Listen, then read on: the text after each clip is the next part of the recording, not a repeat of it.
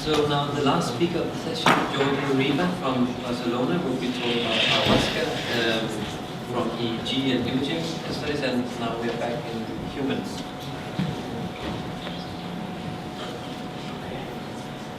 So, good afternoon everyone.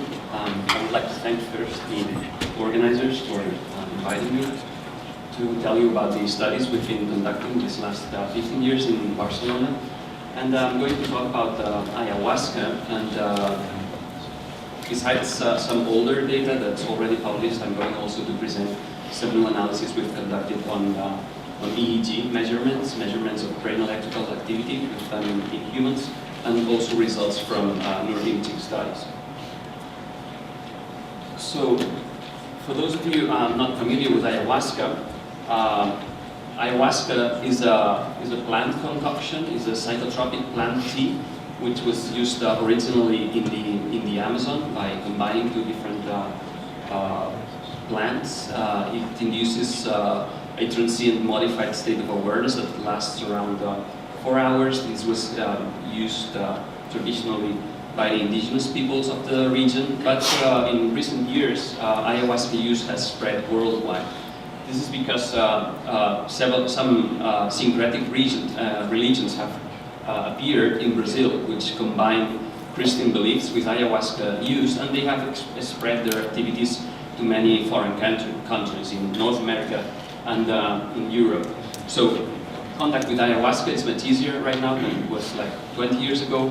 Many people are attending these sessions. Shamans are coming to Europe and organize sessions, and many Europeans and Americans are now members of these religions. So the plants that are used to prepare Ayahuasca are these plants I'm going to tell you about. The first is Neuropsychopharmacology. This is a vine, a climbing plant, and it was described botanically in the 19th century, and for many years it was thought that it was in this plant where the active principles of the ayahuasca brew would be found. So many analyses that were conducted on ayahuasca were actually conducted on the ayahuasca vine, on Neuropsychopharmacology. And although it contains some physiologically active compounds, the main visionary compound is not present here. It was other investigators, like botanist Richard Schultes, who discovered or reported that many other plants were added to the brew in combination with Neuropsychopharmacology, especially the leaves of this bush, Psychedelic viridis, and it's in this bush that the main visionary compound of ayahuasca is found. So initial analysis on the alkaloid contents of the vine of Neuropsychopharmacology found an alkaloid which was tentatively named Caffeine in the beginning of the 20th century. Later, independently, another researcher could isolate an alkaloid he called Yahein. This is because ayahuasca is known as Yahe in other countries in South America, like Colombia. And later, another researcher isolated what he called banisterine. And banisterine was used for many years in the treatment of Parkinson's disease until L-DOPA was available. So it was later in the 1930s that they found that all these compounds were no other than harmine, which was an alkaloid that had already been found in the seeds of another plant, of a European and Asian plant called Pegano armada. So in Neuropsychopharmacology there was harmine, but there was also harmaline and tetrahydroharmine. So these three compounds are known generically as beta-carbolines. And the leaves of Psychedelic viridis contain this other compound, totally different compound. It's dimethyltryptamine. This is a psychedelic. It's a 5-HT2A agonist. So in a typical ayahuasca brew, we'll have DMT, which is a powerful psychedelic, but that interestingly is not active when it's taken orally, because it gets degraded in the gut by an enzyme called monoamine oxidase. But these other alkaloids, the beta-carbolines present in ayahuasca, are potent monoamine oxidase inhibitors. So what we are going to have here is an interaction. If DMT were to be taken orally alone, it would be destroyed in the gut and the liver. But if it's taken with harmine and the other beta-carbolines in ayahuasca, it reaches systemic circulation the central nervous system, and interesting effects appear. So we decided we wanted to study ayahuasca, and ayahuasca, as it was being taken by all the people who were getting involved in the ayahuasca religions and all these ceremonial practices. So we didn't want to use the pure compounds, let's say like DMT combined with pure harmine. So what we did is try to develop a formulation that would allow us to administer ayahuasca in the controlled designs, administering placebos, inactive placebos or active placebos, and in accurate doses. So what we did was we freeze-dried ayahuasca, we measured the alkaloid contents, we encapsulated, and we developed this formulation that we afterwards could use in our clinical trials. So here you have the average volunteer with his lucky t-shirt about to ingest the capsules in a clinical study.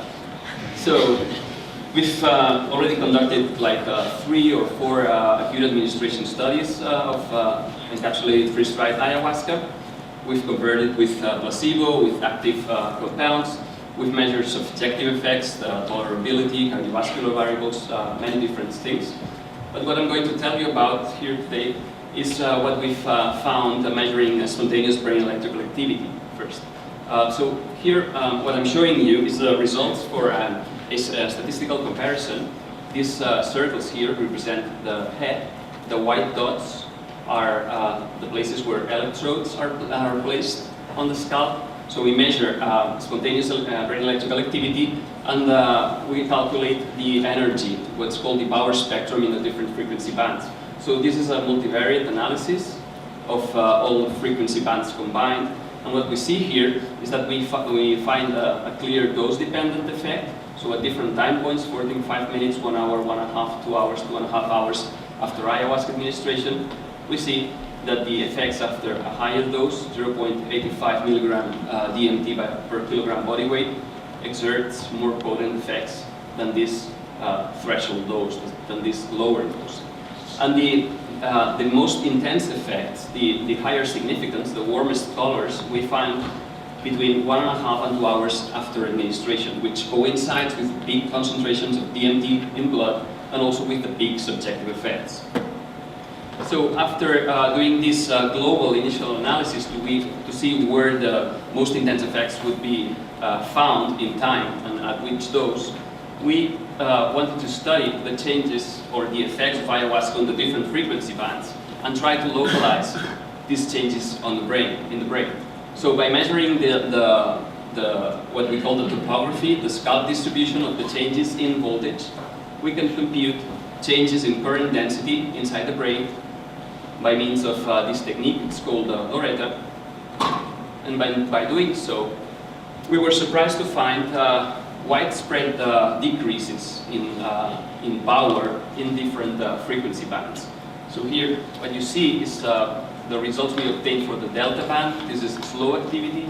So we found areas where slow activity was clearly decreased. These areas were predominantly posterior in the parietal, occipital, and temporal lobes. So here we found decreases in the middle temporal gyrus, in the superior temporal gyrus, in the precuneus, and in the fusiform gyrus. So no one had looked at EEG for 25 years or more when we did this, so we were surprised to find decreases rather than increases. It fit well where we found the decreases with the changes the subjects were reporting, but not with the brain imaging results that have been obtained using PET or SPECT with psilocybin or mescaline.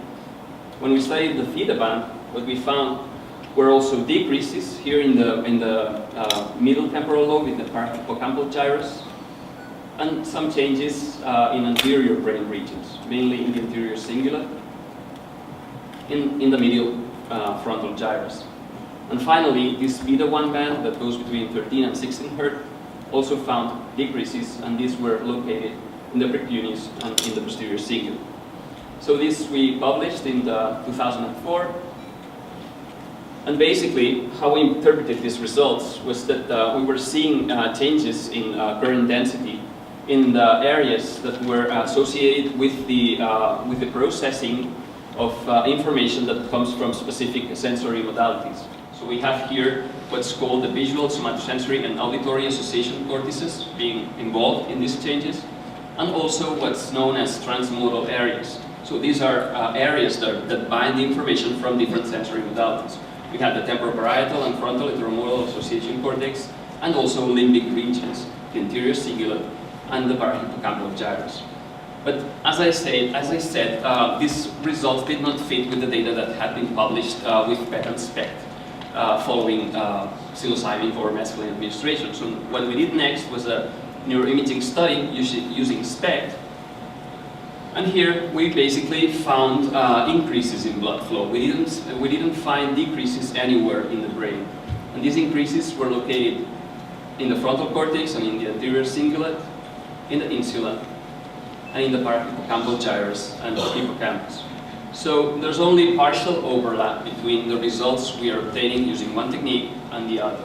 So we don't see, by using SPECT, any effects on unimodal association cortex, but we do find an overlap in transmodal areas, basically frontal intermodal association cortex and the limbic regions, the anterior cingulate and the parahippocampal gyrus.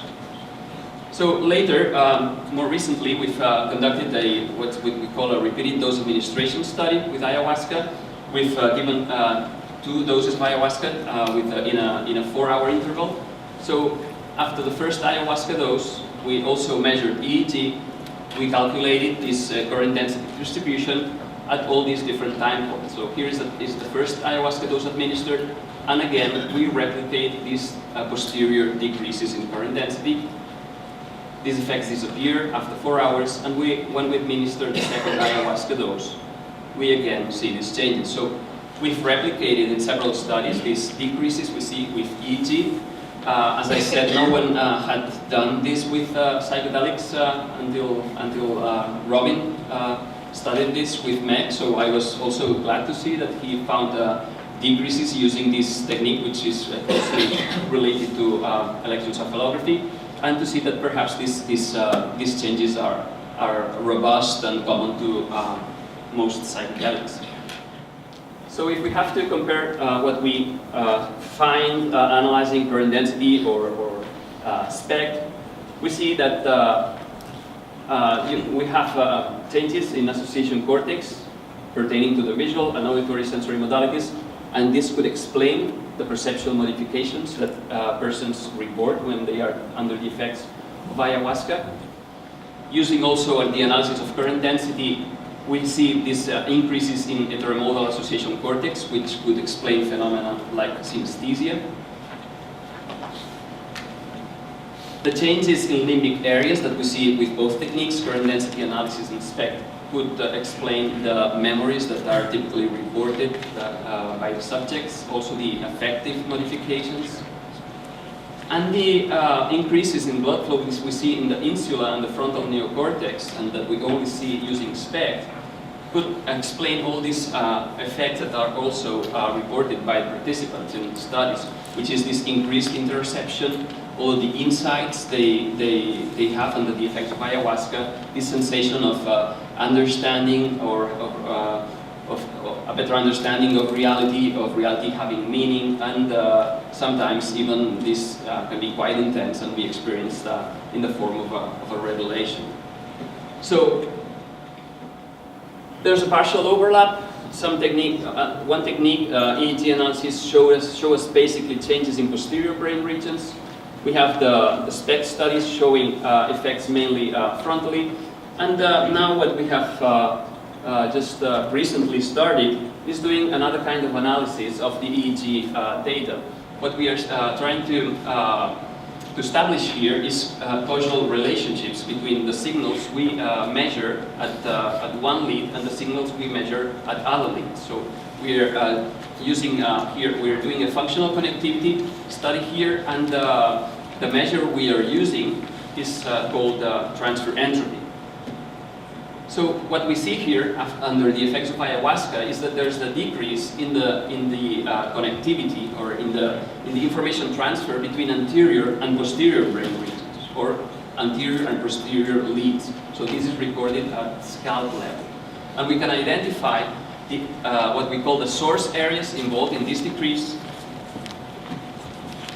and the target areas that are involved in the decrease. So there's less connectivity between the frontal and the posterior regions, and this can be interpreted as a decrease in the information transfer between these regions. So in a way we could also speculate here that perhaps top-down regulation is being decreased under the effects of ayahuasca. And using this technique, we see that both regions, anterior and posterior, can appear together in a single analysis. In combination with this decrease, we also saw increases in posterior to anterior connectivity. So here, the source areas involved in this increase would be posterior, and the target areas involved in the increase would be anterior. So there was a decrease of top-down regulation, and perhaps there's an increase in bottom-up regulation or information transfer. And all these results I've shown you were obtained in the acute administration studies, but we have also started assessing long-term users of ayahuasca. We've conducted psychiatric interviews, we've administered a battery of neuropsychological tests to a series of long-term ayahuasca users, around between 60 and 100, I cannot remember the exact number now. And we didn't see any deficits in this population, and we also did some MRI study. We did functional MRI, we did DTI, and also what we did was analyze the structure of the encephalon. So here what we did was study cortical thickness in these subjects, and what I'm showing here is the result of the statistical analysis between the long-term ayahuasca users and the controls. And what we see is that there are some regions, especially medial posterior regions, which show a decrease in cortical thickness, and other regions that are located medially in the frontal lobe that show increases. So again, these two areas emerge as being related to ayahuasca use, not acute ayahuasca effect, but long-term ayahuasca use. And additionally, what we checked was whether there was any relationship between changes at this level and their lifetime exposure to ayahuasca, so the number of times they had taken ayahuasca. And we do find a negative correlation here in the areas in the posterior cingulate cortex where we see this decrease, and a positive correlation in the area where we see this increase. So by using these new techniques, this functional connectivity analysis, and also this study of long-term users, again, these two regions emerge, anterior cingulate and posterior cingulate cortex, that perhaps if we take the results together with what's been reported for psilocybin, this may be two important hubs of activity for the effects of psychedelics.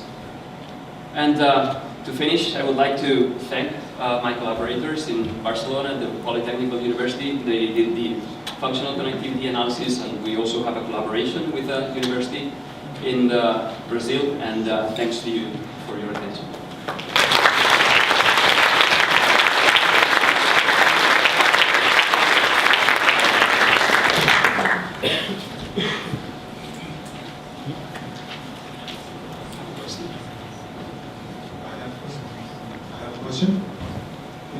Can you elaborate more about the UFRN study? Because I think it's quite interesting, the study of Andrade on Sinalta about the visual cortex in ayahuasca, and what he spoke about. So can you give some details about it? Well, they found activation in the visual cortex when subjects were asked to remember an image they had been shown previously. If I remember correctly, that was the study they conducted, and they found that under the effects of ayahuasca, the primary visual cortex was more activated than under placebo. But yeah, it's always difficult to draw a general conclusion because in our study, in the SPECT study, we didn't find any activations in the primary visual cortex, but we didn't impose any task on the subjects. They just had to remain with their eyes closed, both on the day they received placebo and the day they received the ayahuasca. And this is again at odds with what's been found for psilocybin in the BOLD study, in the fMRI study. So I don't know what the truth is.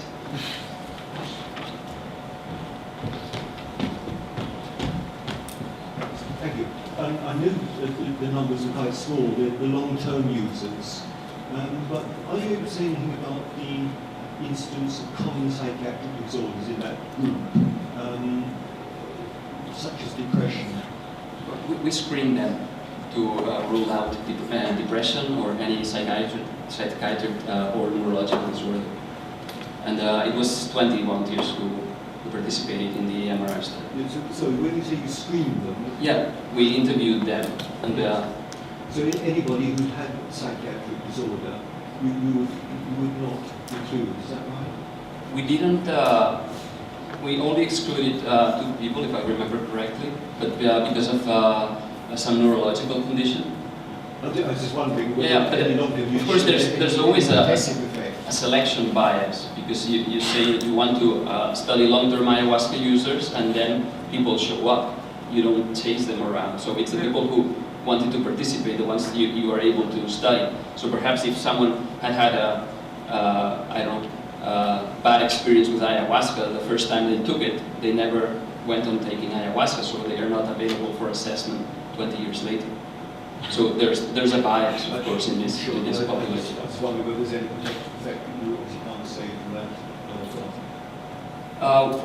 We're planning to start a new study in which we are going to interview people who are going to get involved in an ayahuasca religion. People so we are in touch with the members of Santo Daime in Spain, and anytime anyone will apply for membership or for participation, we will interview them and we will follow them for 3 years. Wasn't any correlations with any personality trait measures or Beckley, depression, inventory? You didn't do that with the great matter changes to biology? We haven't looked at that yet, so this is preliminary data. The question I really wanted to ask is not really questions to open up to anyone who might have the answer, but so if you have a compound which, or a class of compound psychedelics, which seem to decrease oscillatory power,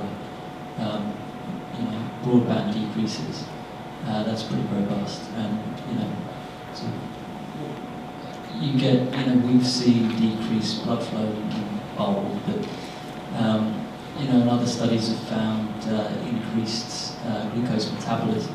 I just want to open it up to anyone who might be able to solve that, because I can't. That you would see if you get a drop in, synchrony in the cortex, yet you're seeing an increase in glucose metabolism. I could fathom that being possible. I also think there's probably a mapping between, especially when we see it in such consistent regions, with the drops that we're seeing in blood flow, that's in the posterior cingulate cortex, and we're seeing drops in oscillatory power there as well. And that makes a lot of sense to me. What I want to get my head around is how you can have these effects and have increased metabolism of the brain. It makes sense that could happen, but I wonder if there's anyone in the audience who could sort of inform this discrepancy between the results that different teams have found. Well, I guess we should be happy that at least the same regions show up in the different studies. Even though in some studies we see decreases in BOLD and in others we see increases in blood flow. But as the previous speaker said, this is still work underway to try to understand better how the BOLD respond. One consideration I have is that a lot of the measures are kind of summaries over time, and that's why I quite like these functional connectivity measures, and especially like Enzo was looking at variance over time, because in a way they're more state measures. I think you can lose a lot of information by making a summary over time. That there's there's been this change over a chunk, quite a large chunk of time. You don't really get in and see what's fluctuating within that time. Anyway. Yeah, in this functional connectivity analysis we've analyzed at different time points over time, and the relationship between the frontal and posterior regions keeps changing the direction of the information flow. But it's those regions which are involved in the change. Me? Yeah, Oh, sorry. So the one difference, of course, between ayahuasca and anything else is that you've got monoamine oxidase inhibitor present. And there's two questions really. One is that particular enzyme blocker, does it get into the brain?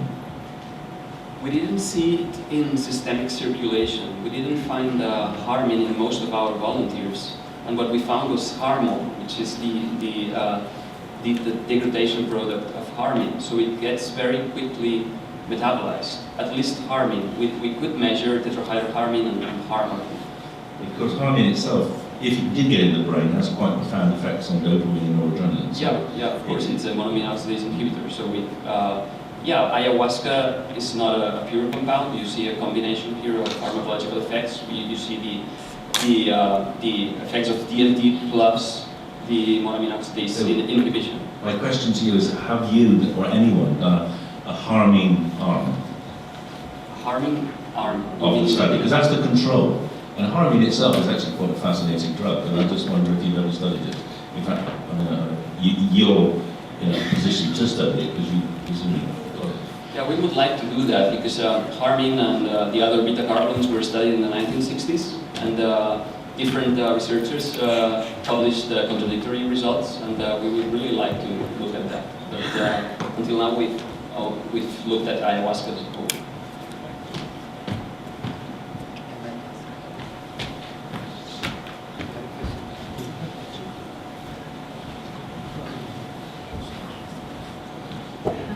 Wondering, have you thought that the decrease in activity might part particularly in research where people are not active but in a state of rest, might be partly due to that? And if participants were given a stimulating activity, one might find more activity than in a placebo. In our studies, we controlled vigilance when we recorded EEG. We did not allow subjects to fall asleep. You can control this by measuring alpha. And in the SPECT studies, they had to remain with eyes closed for like 10 minutes after the injection, which is the time it takes for the tracer to distribute the brain. But they were not doing any active task. Yes, I mean, I feel one might get a more realistic reading if one has a stimulation as well as lying in rest in the MRI test. There's this study that Claudio and the Brazilian group have conducted in Natal, and they had an active task and also resting. And I think they presented the resting results in Oakland, and they also saw decreases in both. So, but in the active task in which they had to remember these images they had been presented, they found greater activation of the visual cortex. Well, but what is the significance of the thinning or thickening of the cortex? I really don't know. But really, these participants were not damaged from a neuropsychological perspective. They even scored better than the controls in all the tasks we administered. But as I say, there's also this selection bias. We could only test people who volunteered to participate and who had been using ayahuasca for many years, so perhaps they did not find that taking ayahuasca was detrimental to them.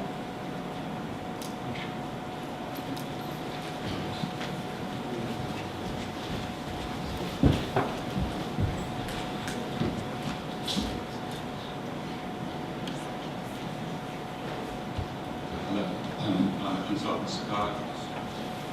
Many years ago, I had a patient who lived in South America, it was a rural tribe, a very bright young man who had taken ayahuasca, he had learned their language, and so on, talked to them a lot about it.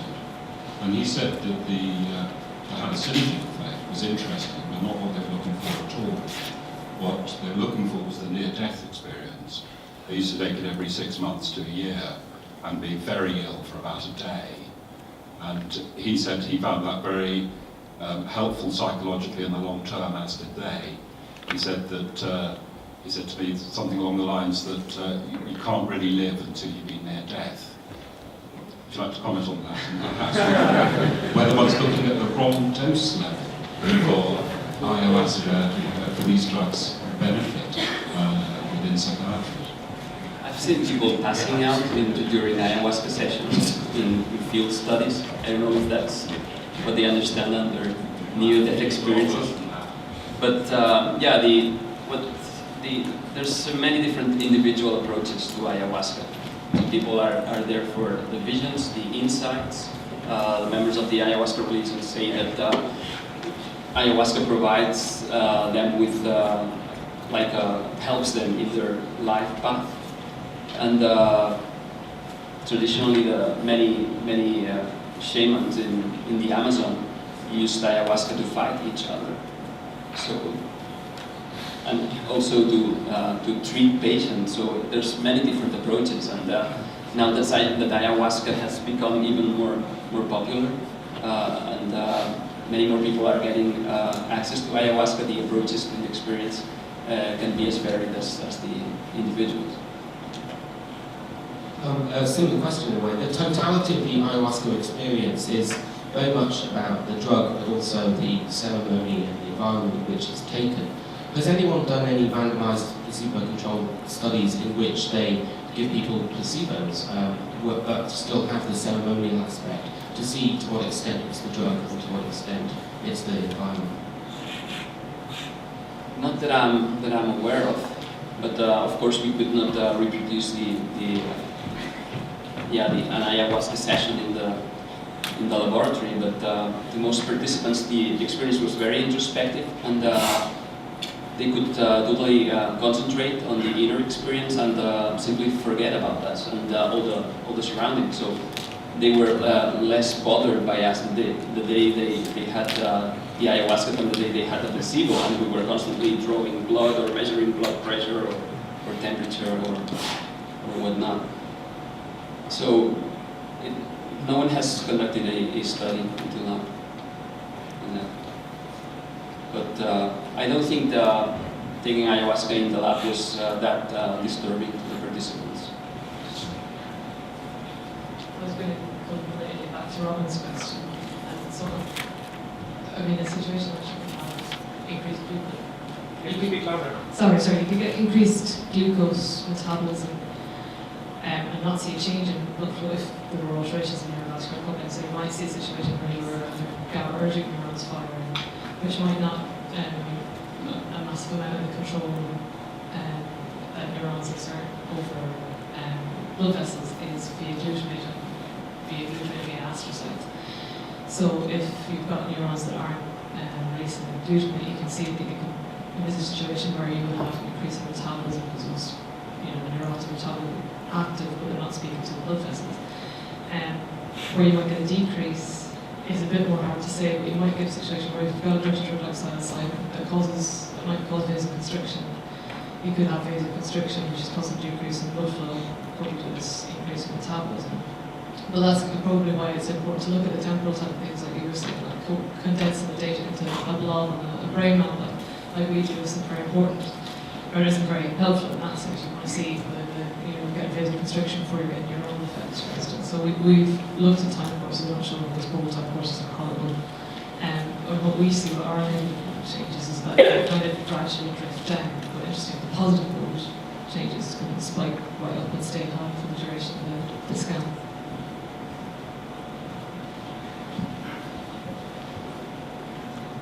Another thing that's interesting is, looking at the excitation of the layer 5 pyramidal cells as well. So it's a mixed bag, you know.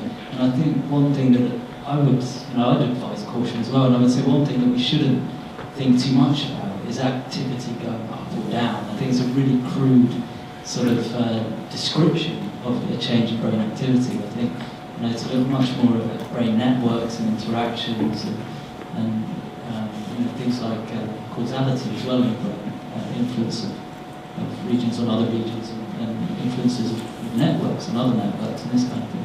That's where we want to look, in the futures, much more the kind of dynamics of the brain. Anybody else? Okay, there's a final question up in the back. While you run up there, I would like to ask a question a little bit related now that Robin says it doesn't matter if it goes up and down. I still have no, it doesn't, not that it doesn't matter, but Robin has seen a relationship between subjective effects and the decrease in the frontal part of the brain. Did you relate any subjective effect to the changes in tracer uptake with SPECT? No, I didn't. You didn't look at that, because that would be interesting, because if it's related, the subjective effect in the opposite direction, that's quite interesting. I wondered if you could comment on the UDD study where I understand that they found increased psychological integration amongst members of the church early days of Ayahuasca ceremonies. I believe they also found that it didn't degrade the serotonergic network in the same way as, say, the SSRI chemicals were. So over time, they're not being a degradation of the system where taking some antidepressant groups. Could you explain that mechanism? Sorry, I didn't hear the end of the question. So you mentioned a UDB study in which they didn't see. Well, they found greater psychological integration within members of the church undergoing the ceremonies. But I believe they also found that the serotonergic system was enhanced rather than being degraded as it would be by the SSRI chemicals. You mean the study that Callaway published in the 1990s? They saw an increase in the serotonin transporter in platelets, but I'm not sure how they interpreted these results. Maybe Charles Rock could say something about it. But, the issue is what can we make of activity on platelets? Yeah, of course. It may not correlate that well.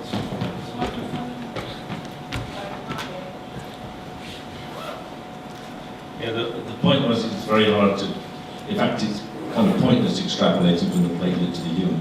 I mean, the only thing I would say is if you continue taking a monoamine oxidase inhibitor, you will have more serotonin in your brain because its metabolism will be reduced, so that's not a question.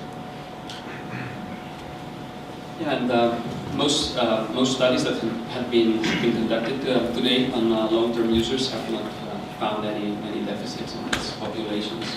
So Ayahuasca would seem quite safe from this point of view. Thank you very much.